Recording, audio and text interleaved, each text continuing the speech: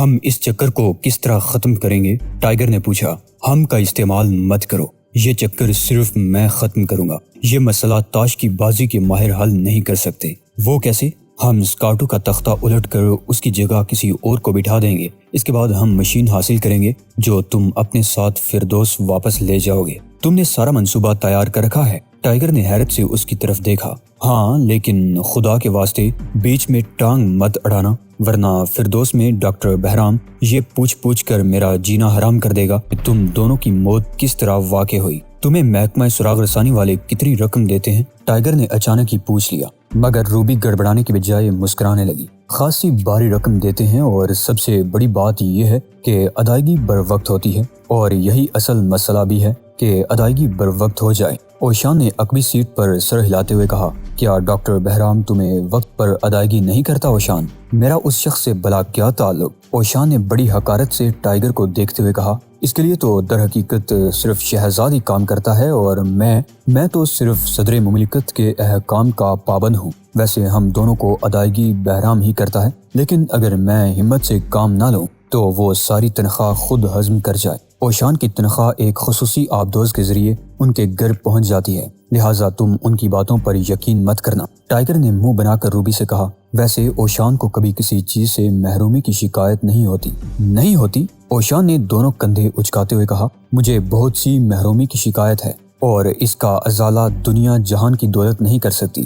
وہ اسی طرح باتیں کرتے ہوئے دارالحکومت کی شاہراہ نمبر 1 پر پہنچ گئے، اور یہاں ٹائیگر کو ڈول کی آواز ایسی لگی جیسے بہت قریب سے آ رہی ہو۔ اس اثناء میں بارش شروع ہو گئی اور روبی مسکرانے لگی۔ بوڑھے سمادی نے کہا تھا کہ آج بارش ہوگی، اور مجھے بارش کی ضرورت بھی ہے۔ بھئی چکر کیا ہے؟ ٹائیگر نے اکتا کر پوچھا۔ آخر ہم کہاں جا رہے ہیں؟ جلد دیکھ لو گے، ہم پہنچ چکے ہیں۔ روبی نے گاڑی کی رفتار سست کر دی اور پھر پلٹ کر دیکھنے لگی۔ بہت دور 2 کاریں انہی کی طرف آ رہی تھی۔ شرط لگا لو کہ یہ اسکاٹو کا قافلہ ہے، بڑے شاندار وقت پر آ رہے ہیں مردود۔ ٹائیگر نے اکتاہٹ کے عالم میں ایک مکھی سے بچنے کے لیے گال پر ہاتھ مار لیا اور پھر اس تالاب کی طرف دیکھنے لگا جس میں تارکول بھرا ہوا تھا۔ اس دوران میں روبی نے گاڑی جن میں چھپا کر کھڑی کر دی۔ اب تم دونوں خاموشی سے اسی جگہ میرا انتظار کرو، اس نے گاڑی سے اترتے ہوئے کہا، اور پل بھر میں ان کی نظروں سے اوجھل ہو گئے۔ یہ لڑکی مجھے بیوقوف سمجھتی ہے اوشان، ٹائیگر نے خفگی کے عالم میں پیر پٹکتے ہوئے کہا۔ شاید، ویسے بارش رک گئی ہے۔ اوشان نے براہ راست جواب دینے سے شرارتاً گریز کیا۔ میرے سوال کا جواب دیجیے اوشان۔ سوال کیا تھا فرزند؟ اوشان کا لہجہ شرارت سے بھر گیا۔ یہی کہ وہ مجھے بیوقوف کیوں سمجھتی ہے؟ اپنی ذہانت کی وجہ سے۔ بعض لڑکیاں اپنی عمر سے کہیں زیادہ بصیرت اور فہم و فراست کی حامل ہوتی ہیں میرے بچے۔ ارکول کے تالاب کے قریب روبی اور سمادی کی ملاقات ہوئی۔ اس نے صرف ایک پتلون پہن رکھی تھی، تاہم موقع کی اہمیت کے پیش نظر وہ ہیٹ بھی لگا کر آیا تھا۔ جلدی کریں مقدس انسان، اسکاٹو ہمارے سر پر آ پہنچا ہے۔ اسکاٹو؟ سمادی نے ایک لمبی سانس لے کر آسمان کی طرف دیکھا جہاں سورج کالے بادلوں کی قید سے نجات حاصل کر رہا تھا۔ آج سورج چمکے گا۔ آج کا دن نیک کاموں کے لیے بہت خوشگوار ہے لڑکی۔ روبی خاموشی سے ایک طرف چل پڑی اور سمادی بھی خاموشی سے اس کی تقلید کرنے لگا۔ پھر روبی تالاب سے 10 فٹ دور اس جگہ رک گئی جہاں ایک بڑا پتھر زمین سے نکلا ہوا تھا۔ کوئی یہاں بیٹھنا ہے، اس نے سمادی سے کہا، اور سمادی بے چونو چراں اس کی ہدایت پر عمل کرنے لگا۔ آپ جانتے ہیں کہ آپ کو کیا کرنا ہے؟ روبی نے سنجیدگی سے اس کی طرف دیکھ کر پوچھا۔ ہاں، سمادی نے چہرے پر ہاتھ پھیر کر 2 انگلیاں آنکھوں سے لگائیں۔ ہاں، میں جانتا ہوں کہ اپنے بچے اور اپنی زمین کے قاتل کے ساتھ میں کیا کروں گا۔ گڈ، میں کسی بھی خطرناک وقت میں آپ سے دور نہیں ہوں گی۔ یہ کہہ کر روبی تیزی سے چلتی ہوئی 1 منٹ ہی میں اپنی کار تک پہنچ گئی۔ اس دوران اسکاٹو کی لیموزین اور ایک فوجی گاڑی کے انجنوں کی آواز مزید قریب آ گئی۔ فوجی گاڑی میں صرف 4 سپاہی سوار تھے۔ تفریح کرنا چاہتے ہو؟ روبی نے اوشان اور ٹائیگر سے پوچھا۔ پتلون اور ہیٹ میں کوئی احمق نظر آ رہا ہے؟ ٹائیگر نے پتھر کے قریب بیٹھے ہوئے شخص کی طرف اشارہ کر کے کہا۔ وہ عظیم سمادی ہے۔ اوشان کا لہجہ مدتوں بعد اتنا مرتعش تھا۔ اوہ، آپ کو اس کا علم کیسے ہوا اوشان؟ روبی حیرت زدہ رہ گئی۔ مجھے تو خود کل ہی اس کے بارے میں معلومات ہوئی ہیں۔ کیا آپ پہلے سے اس کو جانتے تھے؟ اچھی لڑکی۔ سمادی کسی فرد کا نام نہیں، ایک ادارے کا نام ہے۔ یہ ایک خطاب ہے جو اس شخص کو ملتا ہے جو زندہ لوگوں کا سردار ہو۔ زندہ لوگوں سے آپ کی کیا مراد ہے؟ اوشان کو اتنا سنجیدہ دیکھ کر ٹائیگر بھی متفکر ہو گیا۔ زندہ لوگ۔ اوشان نے طویل سانس لی اور اپنے دونوں ہاتھ جن کی ہڈیاں صاف نظر آ رہی تھی اپنے سینے پر رکھ لیے۔ زندہ لوگ وہ ہوتے ہیں جو مرنے کے بعد بھی زندہ رہتے ہیں۔ ہمیں پنجروں سے نکالنے کے لیے آنے والے بھی یہی زندہ لوگ تھے، اور ہمیں بحفاظت روبی کی کمین گاہ تک پہنچانے والے بھی یہی زندہ لوگ تھے۔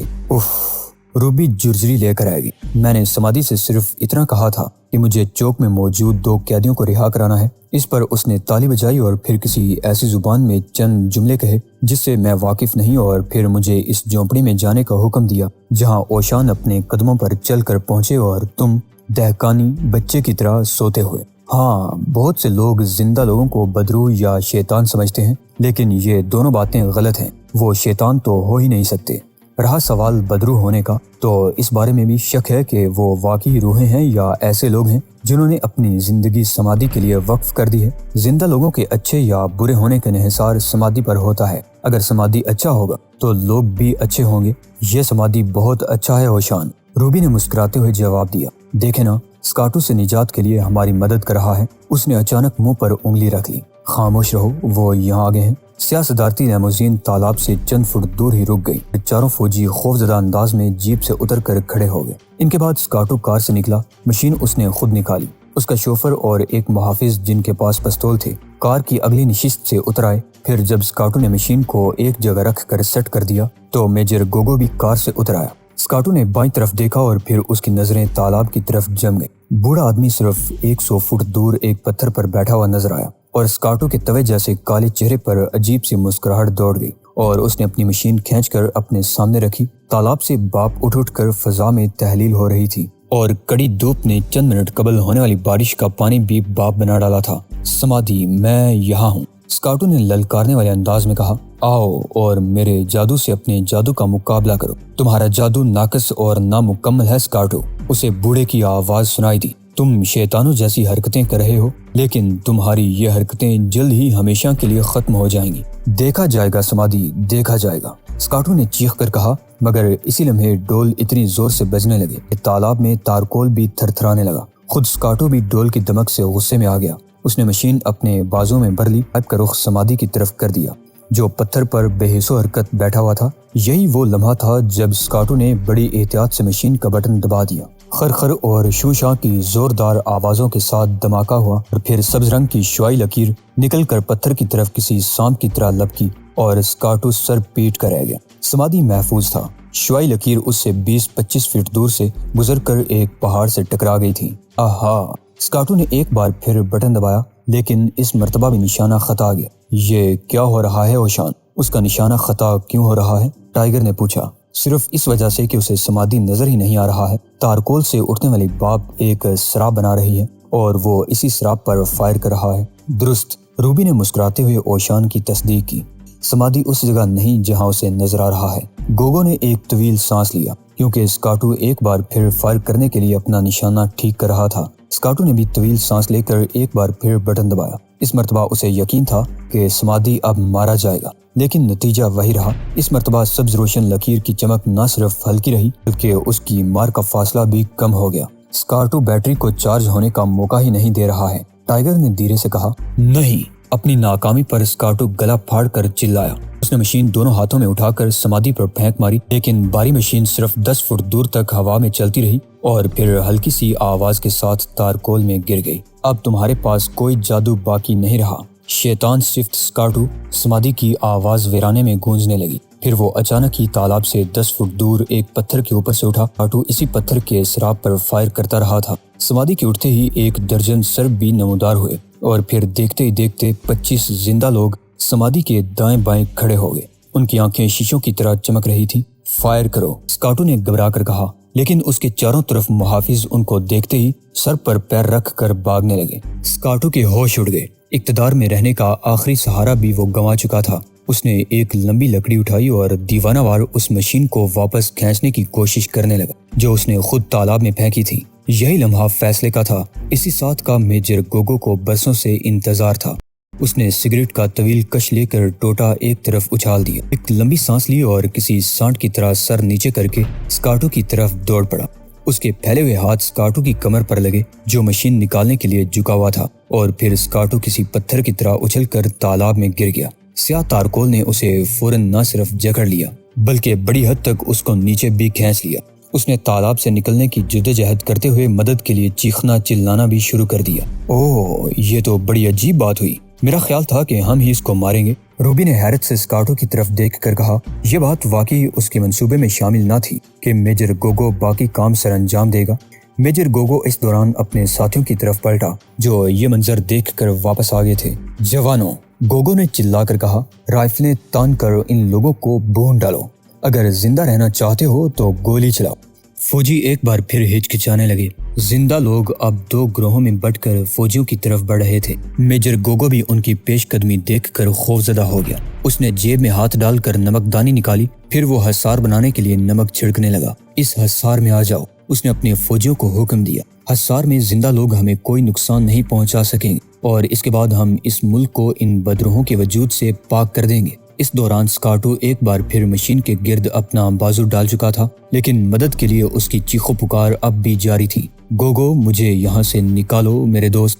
میں معذرت خواہ ہوں جناب صدر، میجر گوگو نے ہنس کر جواب دیا۔ پہلے مجھے ان بدبختوں سے نمٹنا ہے۔ یہ کہتے ہوئے اس نے قریب کھڑے ہوئے سپاہی کی رائفل جھپٹ لی اور دوسرے سپاہی کو دیتے ہوئے بولا، فائر کرو۔ ساتھ ہی اس نے اپنا پستول بھی نکال لی۔ یہ سمادی کو مارنا چاہتے ہیں، روبی نے گھبرا کر کہا۔ اوشان، صدر مملکت کے لیے تو آپ کام کر رہے ہیں، اب میرے لیے کیا حکم ہے؟ میرا خیال ہے کہ تم بالکل ٹھیک کہتے ہو، یہ کام صرف میں ہی کر سکتا ہوں، اوشان نے جواب دیا اور اس سے قبل کہ روبی کچھ کہتی، اوشان اور ٹائیگر دونوں زمین سے اچھلے اور اس طرح جاڑیوں کے اوپر سے گزرتے چلے گئے جیسے ان کے پر لگ گئے ہوں۔ روبی سینے پر ہاتھ رکھ کر حیرت سے یہ منظر دیکھتی رہی۔ اسے اپنی آنکھوں پر یقین نہیں آ رہا تھا جو یہ دیکھ رہی تھی کہ اوشان اور ٹائیگر دونوں ہر رکاوٹ سے بے نیاز ناقابل پیمائش رفتار سے ان مسلح افراد کی طرف دوڑ رہے تھے جن کا مقصد سمادی کو گولیوں سے چھلنی کرنا تھا۔ اوشان اور ٹائیگر جب حصار کے اندر پہنچے تو گوگو کی انگلی لبلبی پر پہنچ چکی تھی۔ روبی نے آنکھیں بند کر لیں۔ اسے یقین ہو گیا کہ اب ان دونوں کو بھون دیا جائے گا۔ پھر روبی نے دل خراش چیخ سن کر گھبراہٹ کے عالم میں اپنی آنکھیں کھول دی۔ وہ یہ دیکھ کر کانپ اٹھی۔ رائفل بردار ایک فوجی ٹائیگر کی ایک مخصوص ضرب کے باعث کئی فٹ اچھلتا ہوا اس پتھر کے اوپر گرا جس کی نوک نکلی ہوئی تھی اور پھر تڑپ کر ساکت ہو گیا۔ پھر روبی نے ایک اور منظر دیکھا۔ اوشان نے اس رائفل والے کے سر پر کھڑی ہتھیلی ماری تھی جو ٹائیگر کا نشانہ لے رہا تھا اور پھر اس سپاہی کا سر خربوزے کی طرح پھٹ گیا تھا۔ روبی کو اس کا مغز دیکھ کر متلی ہونے لگی اور پھر اس کی نظریں ٹائیگر پر جم گئی جو رقص کے انداز میں دو مخالفوں پر حملہ کر رہا تھا۔ وہ دیکھتی رہی، اس کی آنکھیں جھپکنا تک بھول گئیں، اس کا جسم سنسناتا رہا۔ وہ دنیا کی بہترین ایکشن فلمیں دیکھ چکی تھی لیکن اس وقت اس نے جو کچھ دیکھا صرف 10 سیکنڈ میں دیکھا تھا۔ وہ ناقابل یقین تھا۔ 10 سیکنڈ میں سب کچھ ختم ہو گیا۔ میجر گوگو کی دونوں ٹانگیں گھٹنوں سے غائب تھیں اور وہ نیم مردہ حالت میں پڑا تھا۔ 3 فوجیوں کے سر 2 حصوں میں تقسیم ہو چکے تھے جبکہ ایک کی موت پتھر پر گرنے سے اور باقی 2 کی موت زیر ناف سنگین اور گہرے گاؤ کی وجہ سے ہوئی جو ٹائیگر نے ہاتھ سے لگائے تھے۔ اب روبی کچھ کہنا ہی چاہتی تھی کہ اس نے زندہ لوگوں کو ٹائیگر اور اوشان کی طرف بڑھتے ہوئے دیکھا۔ لٹل فادر، ٹائیگر نے چہہ کر کہا، ذرا دیکھیں تو جن پر تکیا تھا وہی پتے ہوا دینے لگے۔ اس کا اشارہ زندہ لوگوں کی طرف تھا جن کے تیور اچھے نہیں لگ رہے تھے۔ مسئلہ یہ ہے کہ ہم مردوں کو دوبارہ کس طرح مار سکتے ہیں؟ اس سے قبل کہ اوشان کچھ کہتا، سمادی اپنی جگہ سے کھڑا ہو گیا۔ اس نے ایک بار تالی بجائی تو وہ 20 افراد جہاں تھے وہیں رک گئے۔ ایسا لگا جیسے وہ بجلی سے چلنے والے روبوٹ ہوں اور بجلی کی فراہمی منقطع ہونے کے بعد اب ساکت ہو گئے ہوں۔ واہ! روبی نے سکون کی سانس لی اور سڑک پر ان کے پاس چلی آئی۔ یہ تم دونوں کس قسم کے کرتب کا مظاہرہ کر رہے تھے؟ اس کی نظریں ٹائیگر پر تھیں اور ان میں پیار بھرا ہوا تھا۔ ہم مداری یا مسخرے نہیں روبی، لہٰذا خاموش رہو، ٹائیگر نے بیزار انداز میں کہا، حالانکہ اس وقت اسے روبی پر بہت پیار آ رہا تھا۔ سمادی کے قدم آہستہ آہستہ اٹھتے رہے اور اس دوران ٹیلے پر درجنوں عورتیں بھی نمودار ہونے لگی۔ ٹیلے والے سب لوگ تجسس اور حیرت سے نیچے دیکھنے لگے۔ اب اسکارٹو کا آدھا جسم تارکول میں دھنس چکا تھا لیکن اس نے کسی نہ کسی طرح مشین پر ایک بار پھر کنٹرول حاصل کر لیا۔ تم زندگی کے ایک لمحے میں بھی حکمران نہیں بن سکو گے سمادی، اس نے جنونی انداز میں کہا۔ طاقت اب بھی میرے پاس ہے۔ سمادی نے اسے کوئی جواب نہیں دیا۔ اسکارٹو نے مشین کا بٹن ٹٹولا جو بمشکل ملا اور پھر اس نے بٹن دبا دیا لیکن اس نے مشین کے پائپ کا رخ درست نہیں کیا تھا۔ پائپ کا دہانہ اسی کی طرف تھا۔ مشین خرخراہٹ کے ساتھ جاگ اٹھی اور پھر دھماکے کے ساتھ اس نے سبز شعاعی لکیر اگل دی جو سیدھی اسکارٹو کے پیٹ پر لگی۔ ایک لمحہ تک یوں لگا جیسے اسکارٹو کا پورا بدن سبز روشنی میں چمک رہا ہو اور پھر وہاں مشین کے علاوہ کچھ باقی نہ رہا۔ صرف ایک فوجی وردی تارکول پر پڑی رہی اور اس وردی پر تمغے جگمگا رہے تھے۔ صاحب اقتدار اپنی موت آپ ہی مر گیا، واپس آ جاؤ۔ سمادھی نے بہت دیر بعد اپنے زندہ لوگوں سے کہا جو بہت سے گاؤں کی طرف دوڑ پڑے تھے۔